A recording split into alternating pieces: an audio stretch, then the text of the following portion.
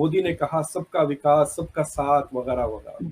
अगर हिंदू राष्ट्र ऐसा है कि जिसमें मुसलमानों को भी अपॉर्चुनिटी तरक्की की मिली, इज्जत की मिली, फ्रीडम ऑफ रिलीजन मिले, जो कांग्रेस के अंदर नहीं था, तो मुझे लगता कि Muslims will also vote for Hindu party ना। ये तो मैं आपको लिख के दे सकता हूँ कि 2040 के बाद से जो दुनिया के टॉप 3 मुल्क होंगे वो चाइना, इंडिया और अमेरिका होंगी, with America in the third place.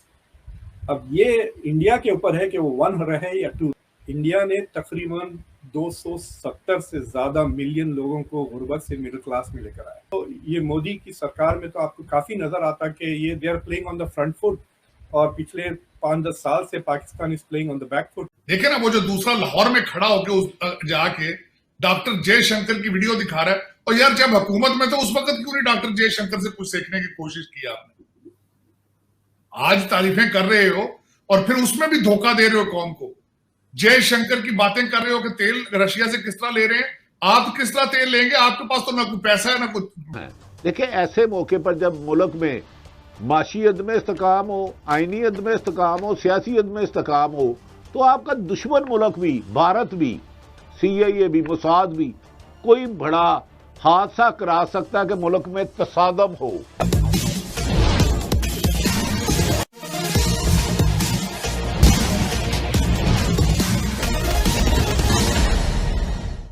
आज़ादी के बाद के 75 साल हमारे देश के लिए बड़े चुनौतीपूर्ण रहे हैं, लेकिन आज भारत ने इन चुनौतियों को पार करके विश्व में अपना एक मुकाम कायम किया है, जबकि हमारे साथ ही आज़ाद हुआ पाकिस्तान का रोना जारी है। इसी पृष्ठभूमि को रेखांकित करती आज की परिचर्चा सुनते हैं। मोदी ने कहा सबका विकास, सबका साथ वगैरह वगैरह। अगर हिंदू राष्ट्र ऐसा है कि जिसमें मुसलमानों को भी अपॉर्चुनिटी तरक्की की मिली, इज्जत की मिली, फ्रीडम ऑफ रिलीजन मिले, जो कांग्रेस के अंदर नहीं था। देखिए, कांग्रेस ये तो खुलेआम हिंदुत्व है, कांग्रेस छुप के हिंदुत्व थी। ये नहीं कि वो बहुत ही सेक्युलर पार्टी थी, नहीं थी वो। तो मुझे लगता कि Muslims will also vote for Hindu party ना। और आप इंडिया को देख लें, इंडिया के सारे अतराफ मुसलमान हैं। इधर देखें तो पाकिस्तान के 200 मिलियन, इधर देखें तो बांग्लादेश के 200 मिलियन, नीचे देखें तो मालदीव्स में, ऊपर अगर कश्मीर के ऊपर देखिए तो शिनजियांग है ऊपर।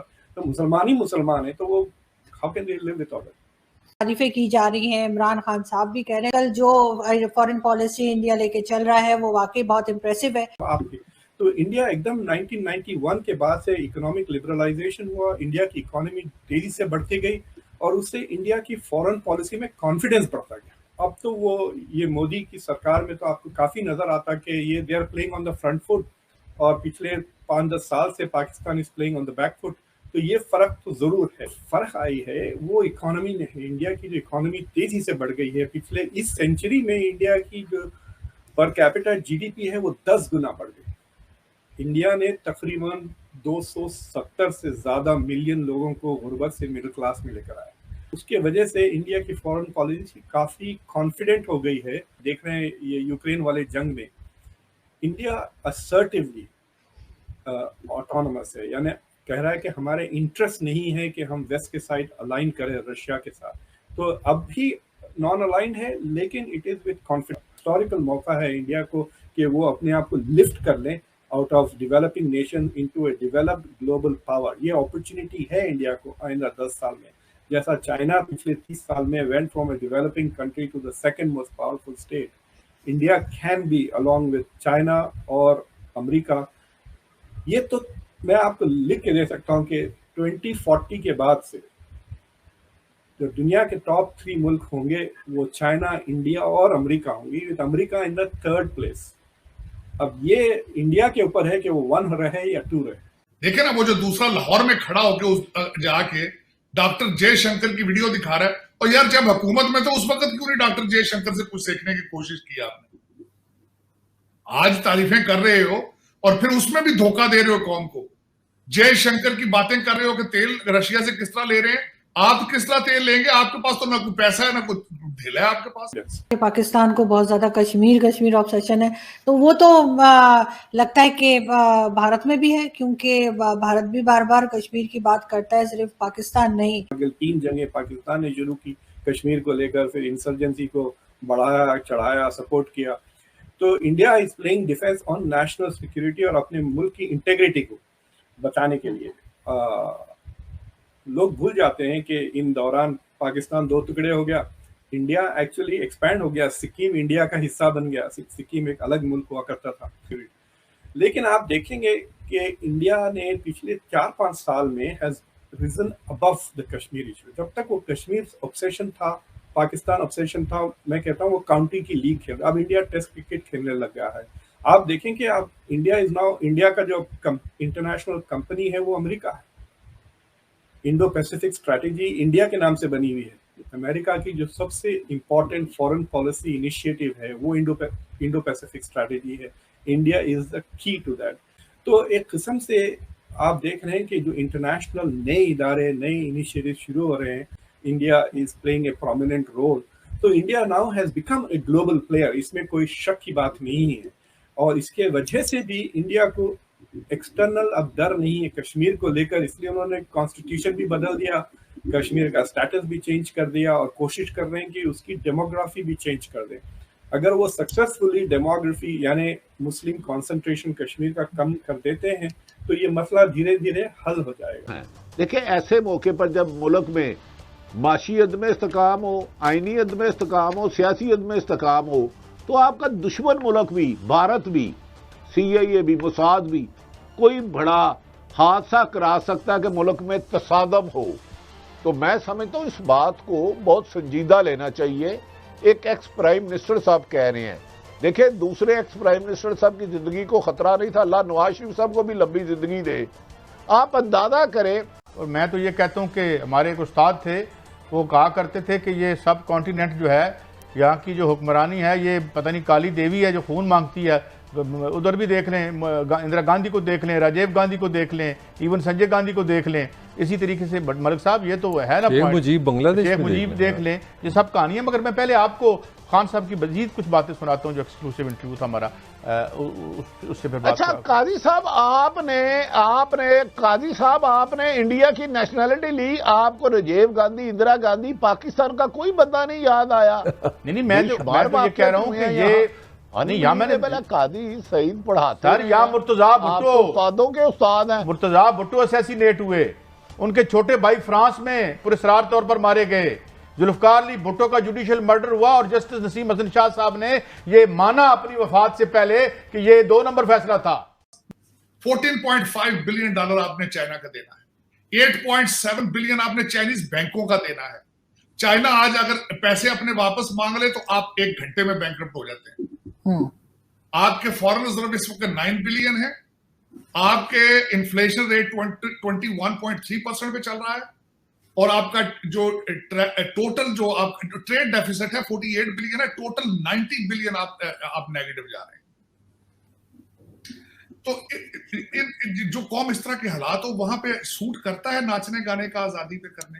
हमारे वो मेजर साहब जो भारत से, उन्होंने ऐसी खूबसूरत बात की, उन्होंने कहा कि भारत अरबों रुपए लगा के भी पाकिस्तान आर्मी का इतना नुकसान नहीं कर सकता था जितना इनके अपने बच्चों ने कर दिया है। वो तो बिल्कुल आपने बिल्कुल सही फरमाया, और उसमें कसूर इनका आर्मी का है, इनका कसूर नहीं है। जब इनके बच्चों ने लौंडे लपाड़े, ये जो अमीर लोगों के बिगड़े हुए बच्चे जो हैं जो चरस अफीम पर लगे हैं, जब इन्होंने इनके शुहदा को भी नहीं छोड़ा,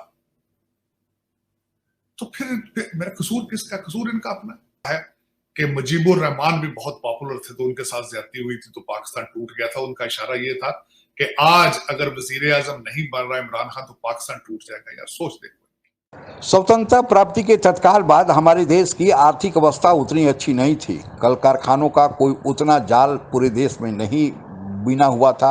हमारे देश में बेरोजगारी थी, एक जनसंख्या बड़ी थी हमारे देश में जिसको हमें खाद्यान्न उपलब्ध कराना था। हमारे देश ने 1952 में इस समस्याओं से जूझने के लिए पंचवर्षीय योजना लागू की, लेकिन आर्थिक जो रफ्तार थी देश की वह बड़ी धीमी थी। हमारे पास संसाधनों का अभाव था, इसलिए हम तेज़ी से आगे नहीं बढ़ रहे थे। आप एक अनुमान लगा सकते हैं कि 1966 में हमारे देश को अनाज की संकट का सामना करना पड़ा, क्योंकि उस साल बड़ी भारी सूखा का हमारे देश ने सामना किया। हमें अमेरिका द्वारा आयातित गेहूं और सूखा पाउडर जो दूध के लिए था, जो वहाँ पर कहा जाता है कि कुत्तों के लिए था, वह भारत में आदमियों के लिए भेजा गया था। उसे खाकर हमारी बहुत बड़ी जनसंख्या को निर्वाह करना पड़ा।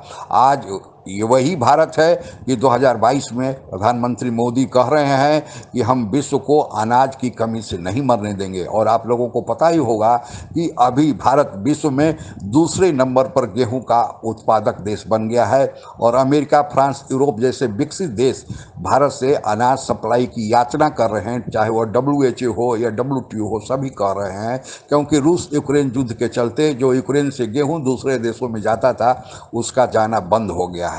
तो अब स्थिति यही है। उसी तरह दूध उत्पादन के क्षेत्र में हम दुनिया में 1 नंबर हैं, जबकि दूध का खपत भी हमारे देश में सबसे ज़्यादा होता है। वर्ल्ड बैंक हो, IMF हो या दूसरी अंतर्राष्ट्रीय वित्तीय संस्थाएं हो, सबने एक स्वर से कहा है कि भारत आज विश्व की आर्थिक महाशक्ति बनने जा रहा है। और 2027 तक बाकायदा उन्होंने घोषणा भी कर दिया है कि अमेरिका, चीन के बाद भारत तीसरा बड़ा आर्थिक शक्ति संपन्न देश होगा, क्योंकि जो आर्थिक विकास की दर है वह दुनिया में सबसे तेज भारत की ही इस 2022 और 2023 में होने वाली है। उसी तरह आर्थिक महाशक्ति का सवाल है, सैन्य सुसज्जता का सवाल है, उसमें भी भारत अमेरिका, चीन, रूस के बाद चौथे स्थान पर है। तो यह सब अन्यास नहीं हो पाया। इन सब के पीछे हमारे देश के जितने भी प्रधानमंत्री, राष्ट्रपति या जो भी नेतृत्व रहा है, उन सबका कुछ न कुछ योगदान रहा है। और भारतवासियों की कर्मठता और ईमानदारी का भी यह सिलसिला है, जिसके चलते भारतीय न केवल देश में बल्कि देश के बाहर भी भारत का नाम उजागर कर रहे हैं। और यही सिलसिला चलता रहा तो अब वह दिन दूर रही कि हम 1 नंबर भी दुनिया में हो जाएंगे, एक सुपर पावर का तगमा भी हमें मिल जाएगा। आज के लिए बस इतना ही। जय हिंद। आप अगर हमसे जुड़ा रहना चाहते हैं तो कृपया मेरे चैनल को सब्सक्राइब करें तथा बेल आइकन भी दबा दें, ताकि नई वीडियो की जानकारी तुरंत आप तक पहुंच जाए। धन्यवाद। जय हिंद।